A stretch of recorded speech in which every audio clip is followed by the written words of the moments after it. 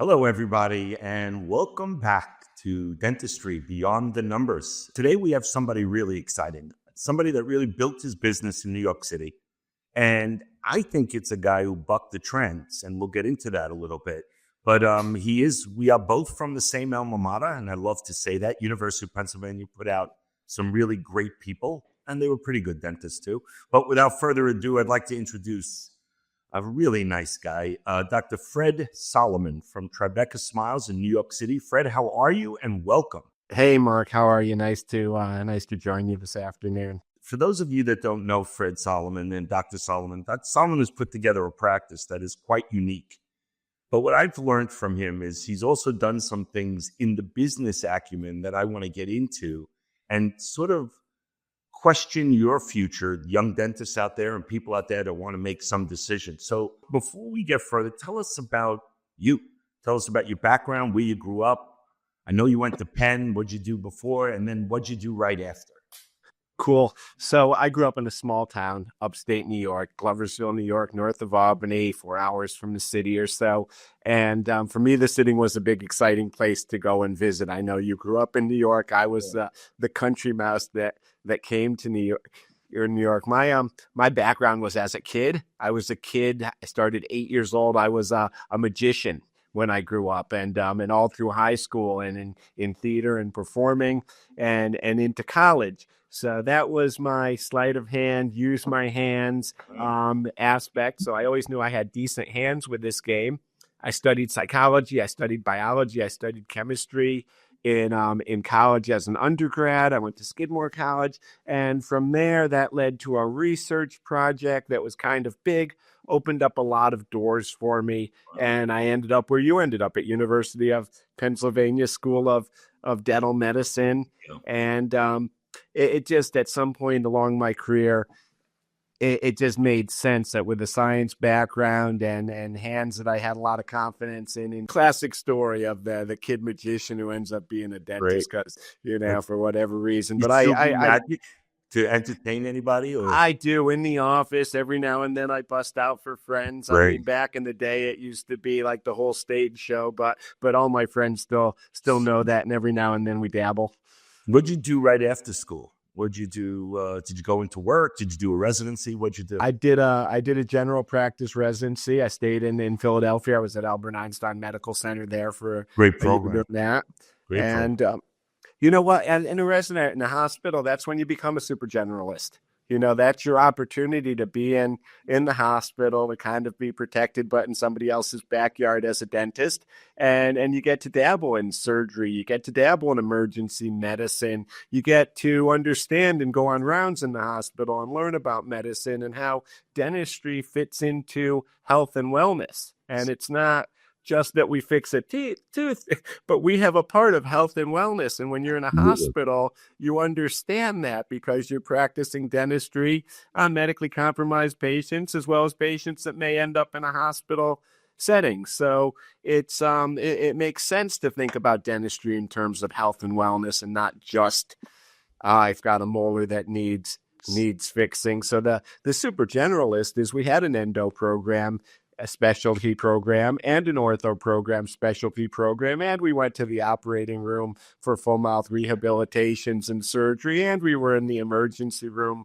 for trauma. So you got to really learn everything as much as you wanted to. We had I felt like back then the term super generalist, I felt like my attending in my residency, there were 7 of us big guys, all over 6 feet tall, and our director was a foot shorter than any of us at least, and she would lead us around the hospital. But she was an amazing dentist who did it all, from making dentures to the root canals to the perio surgery, and she was amazing to watch because she taught us comprehensive dentistry. I was one who went into dentistry because of what you just said. I liked the science, the art. I was good with my hands.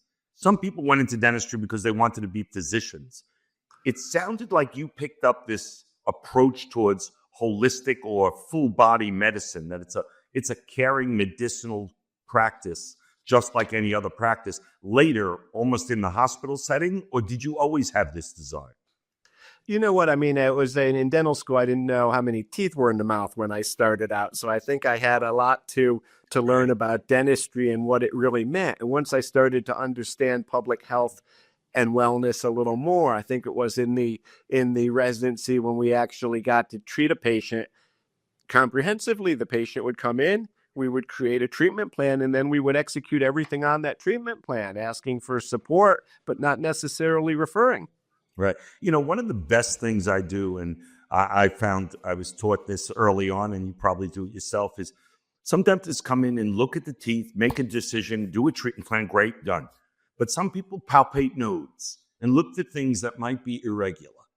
To me, when patients feel that, they feel a sort of comfort knowing they have somebody, like you said, is not just looking for that broken tooth and the two crowns they could cap, but somebody who's looking at my full well-being. Do you find that people may be receiving treatment plans better just by explaining the angle of the mandible, that it doesn't have cancer from a panorex? Do you find that? Because I feel that's a big thing. You know what? I think this is a great way to bridge the conversation because a comprehensive exam sets a tone. It gives you an opportunity to do something differently for the patients than they've experienced in the past. It lets you slow down before you actually look in the mouth and get to know the patient. Not only who are you, where are you from, where's your family, what do you do, what can I do for you, why are you here, but how's your health? I mean, we review a medical history, so to palpate nodes, to tell a patient, we're going to do an oral cancer prevention exam. I learned to say that because nobody wants you to find cancer. Cancer right. screening is scary, but an oral cancer prevention exam, that sounds great. I want one of those. That's amazing. Fred, that's great stuff. Let me ask you, going back, you got out of your residency, you're now working, but I want to understand what possessed you in a way to create the foundational platform to build the practice you have now. I mean, did you go in with a plan? Did it morph itself? What was the passion there? What drove you? I think it was an evolution. I think, we're all an evolution, and I consider myself a student of the profession, a student of life, and always learning and growing and developing. When I started out as a young dentist, I was fortunate enough to join as an associate, a very prominent cosmetic dentist at the time who was editor of the Journal of Aesthetic Dentistry. He was, teaching and was be friends of the first generation cosmetic dentistry, the dentists that were the grandfathers of modern dentistry, if you will, of at least our generation. Somebody we all know from New York that's no longer with us, or is that somebody else? Who? You know what? I joined this guy, Stuart Eisler, who was a wonderful, wonderful dentist down on Washington Square with a beautiful practice. He used Lloyd Miller and Yaku and Asi up in Boston, two oral design center, Willie Geller's trained master ceramists. And, this was the inception of cosmetic dentistry and layering porcelain and lingual shelf composite layering. And these guys were the guys that were bringing it out. I'm David Garber, this whole class of educators. And this was who I was grandfathered in to meet and learn with. The best. I mean, Garber's from Atlanta, for those of you that don't know. And he's one of the leaders in our field in full mouth rehab and just understanding cosmetic dentistry. It's great stuff. I mean, you've had such great pedigree in your career. What made you decide private? I mean, back then we probably didn't have that choice, so much like as much as young dentists have now, as much in the direction of corporate, group, private. We don't have that choice, right? And did you find that, or did you just always know you wanted to own your own business and go in with your own philosophy? I was open-minded to where I was going to work. I looked around the Northeast. I interviewed at a bunch of different practices, and New York was the allure. And the idea of doing cosmetic dentistry and creating smiles was really enticing to me. And I'll tell you, decades later, I still love making a smile. I still love looking at a patient and can see through the lips what the smile can be, and presenting that is a lot of fun. And having that reward when you're done with the case is just, it's the icing on the cake.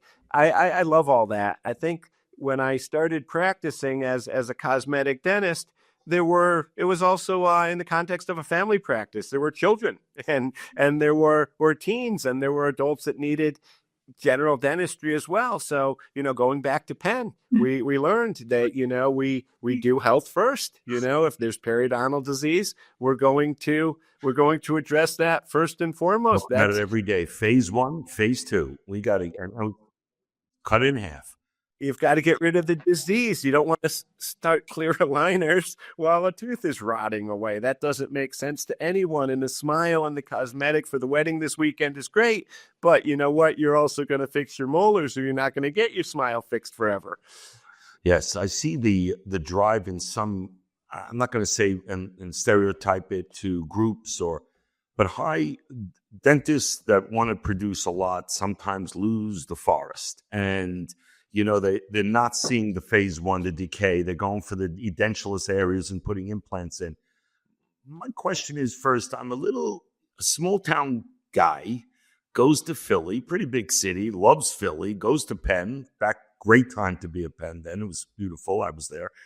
Tell me this. What made you go to New York City and not back to, pardon me, but, upstate, little town, and become some sort of big shot in a little town? I think, it was more exciting to be a smaller fish in a bigger pond and see what I could do. And, if you can make it in New York, you can make it anywhere. You don't get bored in New York unless you're just bored. And I did. I looked at some small towns. I took interviews where I could get interviews because I think the interviewing process is something, no matter what you're doing. I believe in taking all the interviews you can get because you get better at it and you learn. From that experience. You never know when somebody's going to double that offer. So you got to, right? I mean, you owe it to yourself. And it's a very important thing you say, and it's a very good learning experience that the young doctors out there take the interviews, learn what to ask for, not just what to do and what to say, but learn what to ask. Where we, being the dentists, are interviewing the group, the mentor, the doctor ourselves. So you need to learn that through time that, yes, you can ask for certain percentages, certain labs, certain materials. So I think it's fantastic that you put your passion and just want to, go forward. And now we're in the practice. We're generating our philosophy. It's a evolving philosophy, right? So we hear, and then all of a sudden, if I look at your website, when I talk to you, technology is a major factor. So my feeling is, do you feel listen, we're not in the first 10 years of our careers. So do you feel technology is still attainable and you're still into it? Or do you think technology went from digital x-rays to intraoral cameras to $150,000 machines to printers and CBCTs? Or do you think it's that imperative for what's going on today? Tell us about your view, because technology is big with you, Fred.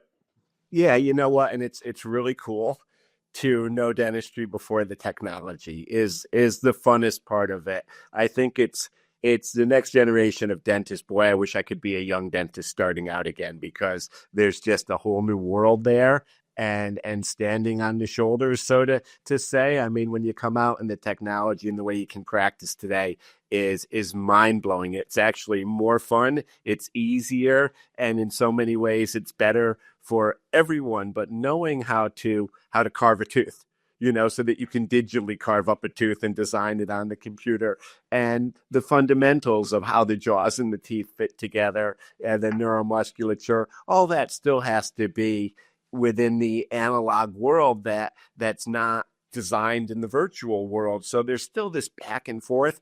I love the technology. I started with an intraoral camera thinking this is the best piece of technology ever. I can show the patients without the mirror and then the dental mirror, and I can actually put up on the screen. Right. And what an opportunity to share. And that's part of wellness also, is allowing the patients, this isn't a mystery. I'm going to show you what I see. We're going to have a relationship. I'm going to sit next to you and look at the screen. I'm not going to sit across from you and point my finger at you, because I think you make a great point, Fred, in the sense that, when I was just about to plan to go to dental school, I remember somebody making a crack that dentistry is a little bit of a mouth mechanic.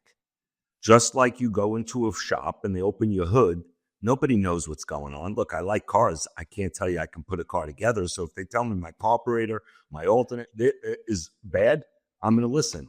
Dentistry had that same sort of connotation. You know, we go into the dentist, he tells us we got cavities. I don't know if we have cavities, but with the intraoral cameras, with the CAT scans, with the better x-rays, the panorexes, the screens in front, the simple things that took us to the next level. I think dentistry has been really amazing at bringing us to that next level with technology, AI now, that is learning experiences, but it also, to your point, it allows patients to really understand what we're going to do to them. You know, explain to them what needs to be done, how long it'll take, what you should experience. And this is what it looks like, Mary. And I think that opens the eyes today to a lot of people that feel they trust us more. And I think that's what transpired in the last 20, 25 years with technology. Now, I know that you do a lot of different things in your practice.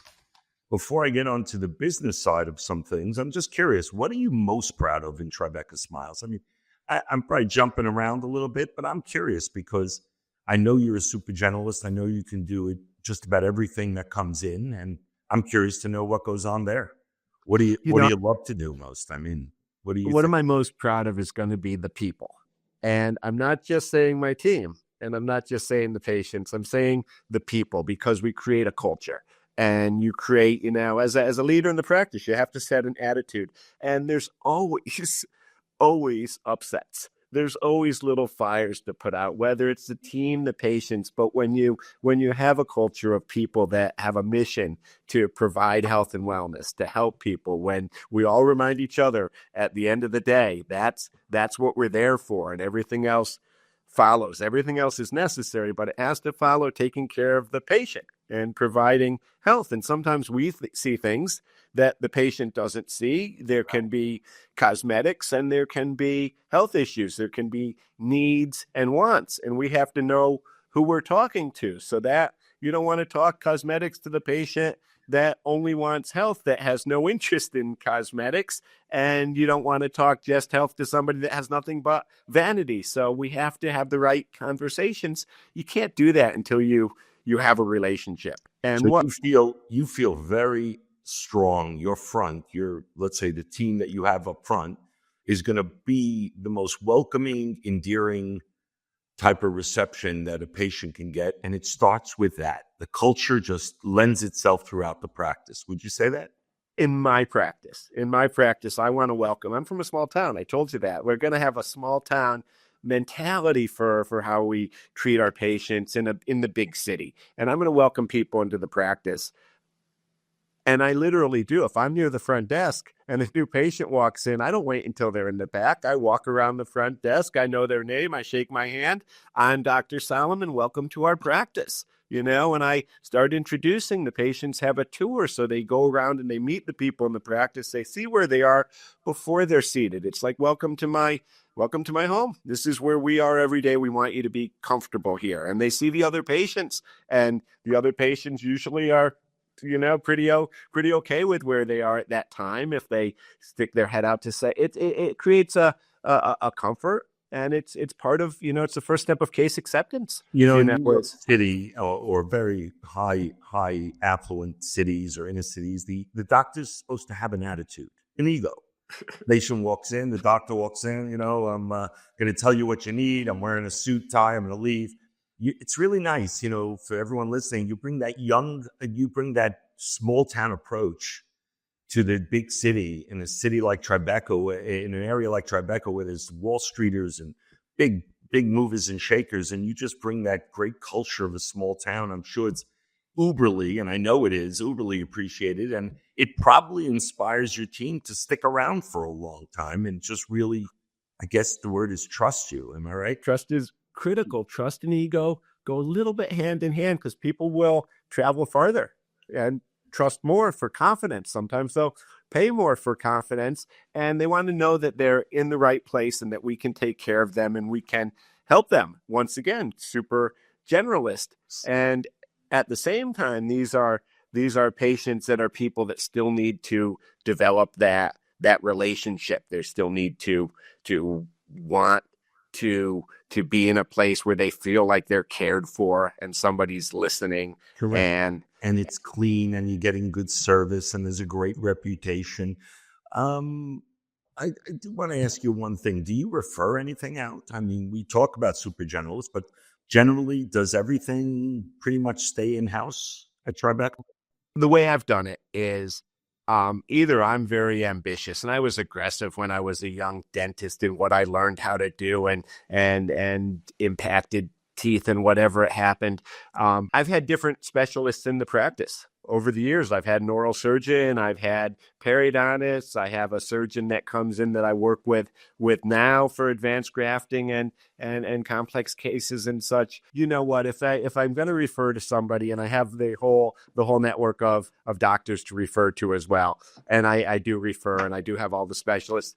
They know they're not going to get something too easy from Dr. Solomon. Correct. If I'm going to send out a case to the oral surgeon, it's not going to be a simple tooth or even a medium simple tooth, because we're going to do that in-house. In fact, we do IV sedation, and we'll do full bony impactions and everything else, and with the partner dentist that comes in that does the surgery with me as well. Pretty much most things we can handle, but there's still there's pathologies, there's co-treating, there's difficult cases that are just weird that I want to get out of the office, and I want to have a surgeon's practice and patient management that comes from sharing patients and liability in certain cases with referrals. There's root canals with calcified canals or certain retreats. There's practice and patient management that Right. comes from referrals. Also, a difficult patient can be very well served by sharing. It's very interesting. I want to go back to the small town feel for the next question. I grew up most of my life in New York City. I raised my kids. Lived in a high rise, took a bus, a cab, an Uber, whatever it is, to work every day. But you are lucky enough, as a small town guy in a big city, to own your building and live above your practice. Now, in New York City, that's next level. So what gave you that motivation, that impetus to put together that whole situation and put yourself in a great situation from that standpoint? Well, being from the small town, when I came to New York, a couple compromises that I wasn't going to make was, for one, I wasn't going to give up a car. I wanted to always have a way over the wall, a little Sure. bit of a New York Gotta City get out. energy, if you will. I Right. ski on the weekends. I used to fly gliders back then on the weekends, and I was just always getting out of the city for my sanity. Now having a country house and a weekend house, after enough years Great. in the city, you kind of feel like, I need someplace else to share it with, because the city can close in on you. And especially if you're not taking advantage and enjoying the city. The second compromise that I really didn't want to make is I didn't love a commute. Okay, a daily commute. To be selfish, to be honest, I didn't want to spend half an hour, 2 hours a day getting to work and back. So I knew I wanted to work close to where I lived. And as a young person in New York, I would say either work where you're going to live or play where you're going to live. But, keep it so you're not always running out too far away. My first practice was on the ground floor of a building, and I was able to get an apartment upstairs in the same building. Before that, I was 2 blocks away from my first practice, and then I was able to move. I always kept it local. So when I was looking and I saw the opportunity for what I was going to do, I could get a space that could be worked and lived in. Just to let you know, I mean, I did the same thing. We made the compromise, my wife and I, at raising the kids, that I was building like you, a big practice in New York and Lincoln Center, and I did not want to commute. I wanted to be available for my patients. I wanted to be available for my team. And it sort of worked out. I think the commute could get to you and grind on you. Let's just ask this question. You do take insurance in your practice? We do. Right. We do. So you take PPO insurance. You talk about some of the highest grade porcelain labs in the country and worked with some of the finest cosmetic guys years ago. And yet you decided to go to the insurance, as I have, by the way, when I build my practices with insurance and fee-for-service patients. So tell me, what was that motivation and why? So during my career, I've dabbled in the different modalities of insurance and fee-for-service. Initially, the practice I joined was fee for service. It was a small practice. It was on Washington Square. It was this But cosmetic family practice with a mix. It was a family practice, but there was an emphasis and a lot of high-end cases that we were doing at that time as well. Insurance wasn't an issue then at all because it was high-end. It was fee for service. It was not an issue. Patients could get a super bill and they could reimburse. Maybe we would help them with that process, but pretty much it was, here's the piece of paper and send it in, is how I remember that. When I came down to Tribeca for my second trimester, my next decade, I felt it was necessary to grow the practice, to bring in a handful of insurance companies, PPOs, the better ones, associates, and all of a sudden we had a busy dental practice going on. And I did that for a long time, and we were able to sort of toe that line of an insurance practice with some fee-for-service patients still that didn't have insurance, but also where I would be taking care of the private patients and the associates would take care of the insurance most of the time. And then there would also be cases where, insurance is going to be expired, but if somebody still has a big case, I would take those cases and, whatever that fee would be, if we were, paneling with an insurance company, we would take that same fee, but it would be multiplied for how many teeth we were doing. And at some point I felt like I needed to go back to my roots. And it was a few years before COVID. And I kind of got to the other end of the insurance and felt like, this isn't working for me personally, because I feel like a lot of times I'm doing cases and I'm just not getting paid what they're worth. There was haggling back and forth with insurance companies. And so I kind of felt like I was going back to my roots. I got rid of most of my insurances. A couple of my associates just came to where they were ready to move on to their own practices. One moved to the other coast. And I just felt like, I'm going to pare down. And I ran a leaner, tighter team without insurance. Some patients left that only were there because we took their insurance. A lot of the patients stayed, in which case then we work with their insurance as best we possibly can. do you feel back when you took the insurance and you had these associates, there was more passive income? Did you have that money coming even though your hands weren't moving? I mean, to me, I could be somewhere and I can have a couple of associates, maybe a periodontist doing a lot of work, and I pick up 20, 25% of that. And that's money that's being made without having my hands in people's mouths all the time. To me, insurance lent to that, gave me that opportunity. A good doctor, well-trained, introducing to Mary, the patient. She's coming to the facility. We take her insurance. I'm curious, did you find that, or did you find more of a hassle in the end? You know what? It was always a hassle dealing with the insurance companies. Right. I found it was a lot more administration. I found that whatever I was doing in my particular practice, it didn't just blow up into a massive profitable insurance practice. And I think I was getting frustrated with running this big practice with a lot of patients and associates and a lot going on. And I wasn't having the same joy from dentistry. I was dealing with more insurance type issues. And I think it was like, when I say going back to my roots, I had gotten away from, I think, what I loved in dentistry. And I still wanted to be the dentist in the practice. I always valued and respected people that took off every Wednesday. I couldn't do it. It was another day to make money. I love dentistry. I wanted to do it. I wanted to make more money. But, in the end, that is just a discipline that I learned to respect. So I'm asking you, what governors, what, procedures, what monitors did you and your team put in so you can have a quality work-life balance? Because we got a long haul ahead of us. So. Well, for one thing, I have two daughters, one who's a junior in high school now, one who's a freshman in college. Wow. I've been on the public school schedule for a long time, and a lot of my team are young parents as well. And so I think when their school has a holiday, we would take holidays. Mm-hmm. I think the idea when I did have insurance and the passive income is I'd be up at the country house on a Saturday, and I know that there was an assistant and somebody at the front desk and an associate dentist that kept the lights on back into practice. And I used to have a pediatric dentist that came in on Friday. So we kept that, and she had a practice. It was a family practice, wonderful dentist. Right. Didn't bring it back after COVID, but we didn't see a lot of patients on Fridays. So I was one of those 4/5 day a week dentists, but there were definitely times when I wasn't working on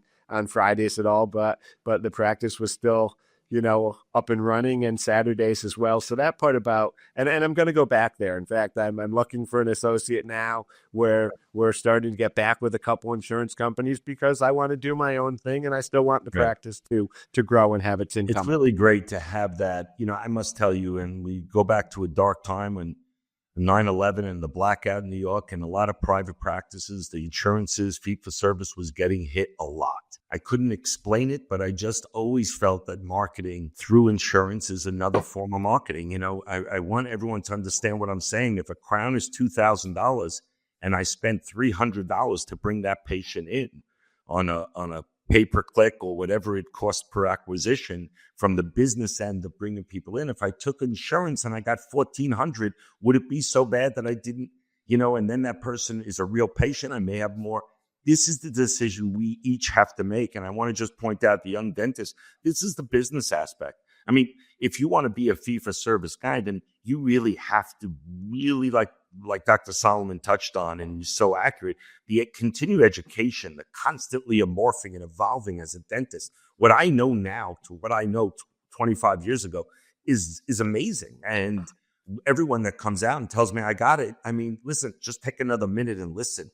Take another hour and learn. And this is just a mushroom. I mean, you were talking to a super generalist who came in from a small town and made it, like Frankie Sinatra said, if you can make it there, Fred Solomon, you can make it anywhere. So you should be very proud and very happy. I mean, I'm amazed at somebody who just did the real estate play as a New Yorker who came from a real estate type of family, very much so. Just really understanding it, setting up the lifestyle you wanted. And I got to believe you look back and say you wouldn't live anywhere else but Tribeca, New York, right? And have your practice. So I'm not going to say that it's all rosy. It's hard work too. It's tons of work. We know that. And but if we have a passion for what we do, and as dentists, and it doesn't have to be dentistry, it's a passion for what we do. If I'm walking my dogs, correct, I want to be passionate about it. If I'm driving in my car, I want to love driving in the car. If I'm treating teeth, if I'm talking to you, I want to enjoy this. This is, this, we don't get this back. So I think my late father used to have a term. He termed it man for all seasons. He used to say to me, Mark, if you're going to go out and play basketball, be the best. Be as good as you can be. Love it. Enjoy it. If you're going to go out and study, do the best you can. And if you're going to go out and develop friendships, be a great friend, be a great son. But whatever we do in life, and I think this is a testament to it, is passion carries a long way. It's like, it really does. It carries us a long way because it's our desire inside of us. What would you advise? And I know you've been amazing. It's getting late. I told you I'd keep you for this. I'm keeping you for that. But what would you advise young dentists starting out now? They're done with their residency. They're deciding what they want to do. So you've got to start somewhere. And, most young dentists aren't going to go out and open up their own dentist without a plan or some kind of backing, I would think. So you're going to work for, you've got the private equity and the DSOs, you've got private practices, you've got group practices, and then maybe at some level you can branch off. You've got the opportunity to work in multiple practices. You can commit yourself to one practice. I think the more experience, and I think the more aggressive you are as far as learning. And I don't think the first couple of years should be about really becoming hugely successful and making it yet. I think, the first couple of years are about learning and experiencing, to experience different practitioners. It's great. A mentor is an invaluable opportunity, but also the idea of having multiple mentors simply by being engaged wherever you are is incredibly valuable. Amazing. I want to thank you so much for doing this, but I also want to add, I do believe what you're saying is so accurate. First of all, mentorship. I talk about it all the time. I just have to tell everybody it's been amazing. But if you listen how Dr. Solomon has has really balanced not only work life, business, real estate, but also technology. If you go on his website, you look at a video on his website, I could tell you that they talk about technology, and it looks like it is a practice that I would love to practice in. And that's the beauty of it. I think you've shown us what relationships do for young dentists. I mean, let's not discard the body, the health.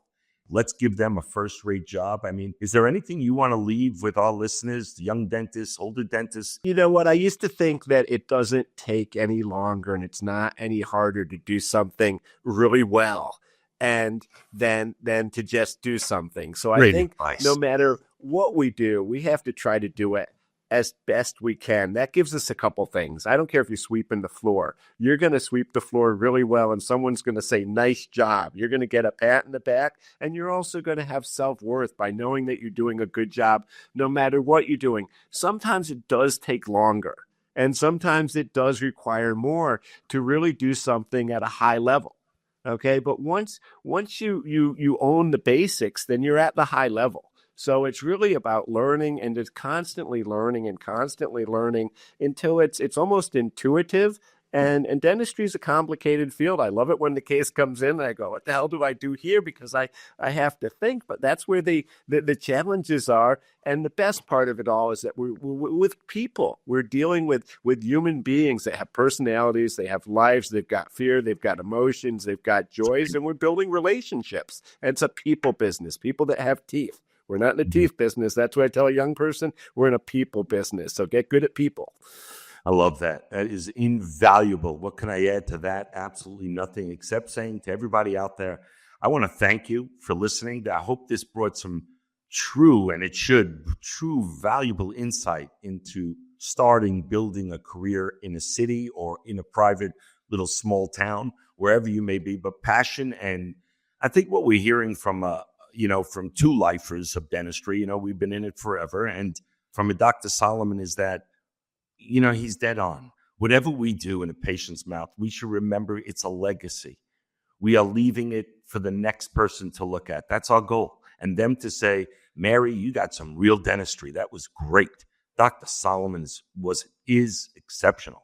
So I think that is the key. I mean, I always tell my docs that ask me questions, I tell them you have to practice like somebody is going up the block to get an opinion, and they're going to look at your work.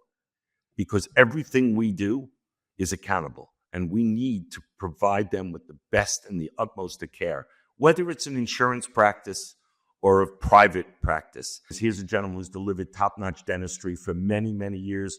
Us New Yorkers are so blessed to have you in our city, and I'm very, very glad you were in my podcast. For those of you that want to reach Dr. Solomon, I'm just going to say he's at Tribeca Smiles in New York, Dr. Frederick Solomon. Give him a call. He's a wealth of knowledge, and I really thank you again. We're going to have that lunch, and we're going to get together. We definitely will. I want to tell you, I told you I'd have you on, and you're awesome. So thank you so much. Have a great weekend, I'll be in your office in the next 10 days. Perfect. My pleasure. All the best. Thank you so much for sticking with us.